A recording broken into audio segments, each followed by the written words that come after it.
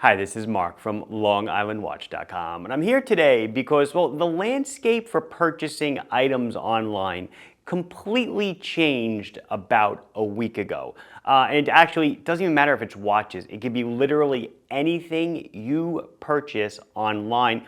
I thought I'd pay a few minutes of lip service to it today, and then yeah, I'm going to couple in a watch review in the back end of the video. However, you may have heard these grumblings that the elimination of the de minimis exemption has happened. The end of August, the U.S. removed the $800 de minimis exemption that we have enjoyed for many, many, many years. Actually, one of the highest de minimises in the world was enjoyed by us, but it's gone. What did that mean? Well, if you remembered, I remember traveling as a kid, or even not so long ago, when you were coming in on an international flight, you'd get a little piece of paper saying, what did you purchase abroad? And you'd write down souvenirs, t-shirts, whatever. Maybe you bought a Rolex, whatever. And what was the value? And if anything was, if it was under $800 in total, you sailed right through customs, nothing to declare. If it was over 800, then you have to go through the declaration process and pay import tax on it.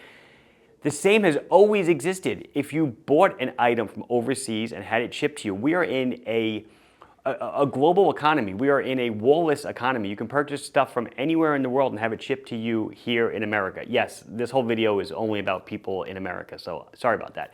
However, you've probably never really worried about that because most people don't import items over $800. I mean, some of you do and you've been bitten, and I've done videos of this in the past. However, if you were buying a trinket for $50 from Europe or from China or from Sudan, it doesn't matter where, you will now be faced with a tariff bill when it comes in. And this may surprise you. And this is maybe a call for you. I'm doing this video, obviously it's self-serving.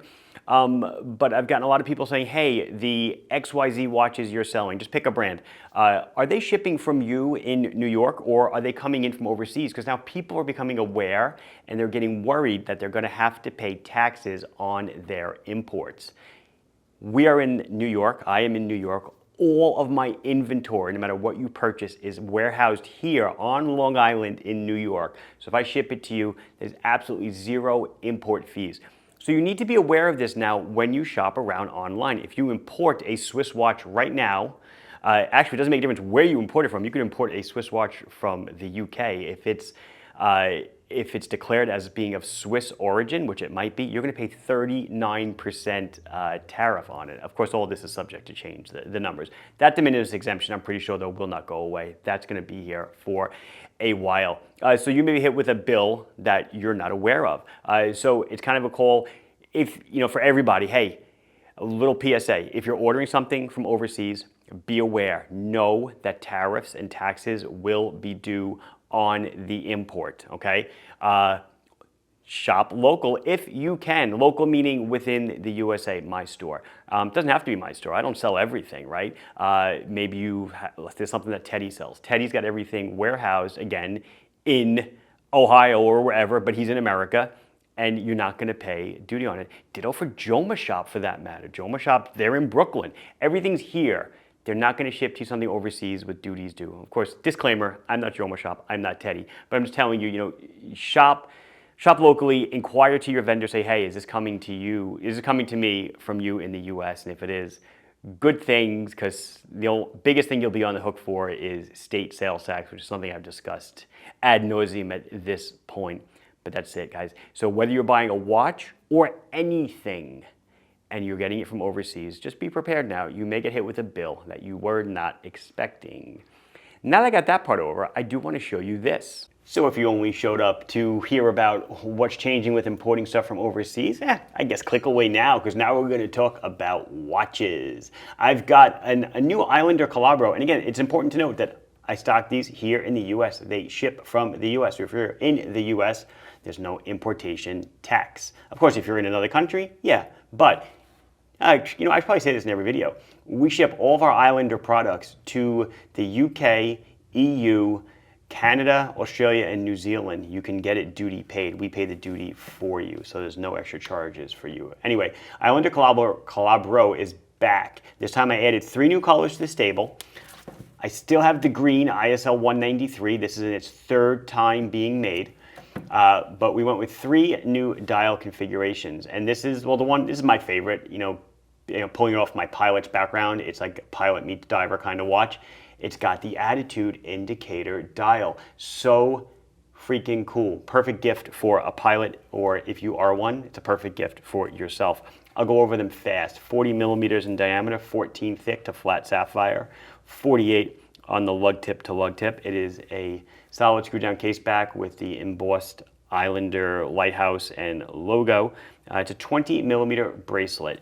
We did upgrade the clasp. They now all have this micro toolless, you push the button here and you can make the bracelet go in and out like 5 or 6 positions to find that just right fit.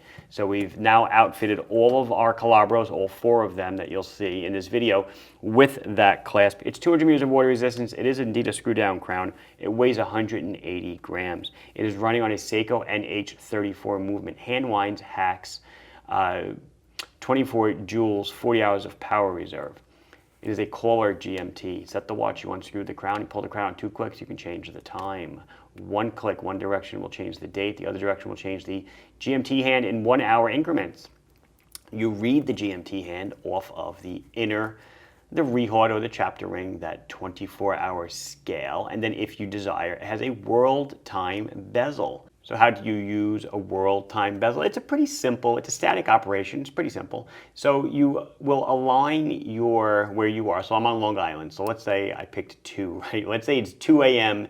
here on Long Island. That means that in Karachi, it is noon. See, I read 12 off of Karachi right here. Over in, how about Samoa? Samoa, it is, well, if it's 2 a.m., then it is 8 p.m. there. So pretty cool how that works. And you want to do it again in a few hours, just rotate the bezel again, and it is a fixed scale. We do use great loom, and you'll check that out in a minute, but I wanted to show you the other 2. Oh, the price for any of these is $379. So one of the other colors I have is this new anthracite color with the blue bezel. The cities are all the same around the outside. Just look at the colorway. It's a little bit different, but same clasp, same bracelet. And if you look closely at the dial, it has that sand texture, but it's more of lines of like Latin Lange that you'd see on a globe, because it is a world timer or a GMT watch. So with all of that world time feel to it. So this is the new anthracite color. And then another new color, this silvery kind of sand color with the orange accents. Again, it's got those same lines, patterning and texturing. Pretty cool, interesting, right? You notice the difference between these designs and the original Calabros I did was I decided to throw Arabics where there were slashes and slashes where there were Arabics. So the dial is done kind of like an inverse. There's more numbers. In my opinion, this is more of an aviator's style watch when you have the numbers written out a little bit larger.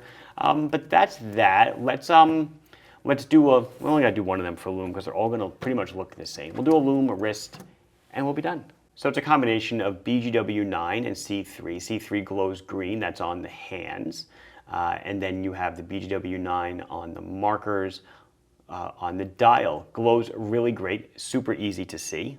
So they will all fit the same. Here's that green one, plenty of room. I'd say you're easily, since these clasps are long, you're easily going up to over an 8-inch wrist, I would say. But of course, if you need links, you just let us know and we're happy to provide them. But 40 millimeters is perfect on my 6.5 or 6 3/4 inch wrist. And I think that's gonna do it. I know I didn't do a wrist check, I apologize. I'll also show you what I was wearing. I was actually wearing my Zinn 757 Chrono UTC and my Swatch Body Irony and Soul non-serviceable Swiss movement still ticking away. I don't know, it's gotta be close to 20 years, I think. Anyway, Mark from LongIslandWatch.com showing you the new Islander Calabro and talking to you about, well, importing stuff and how it's not like it used to be. Please like the video if you enjoyed it. Subscribe to the channel if you have not done so. Questions, comments, anything else you want to say, put it down below and I'll be sure to address it as soon as I can. Thank you very much for watching. Bye-bye.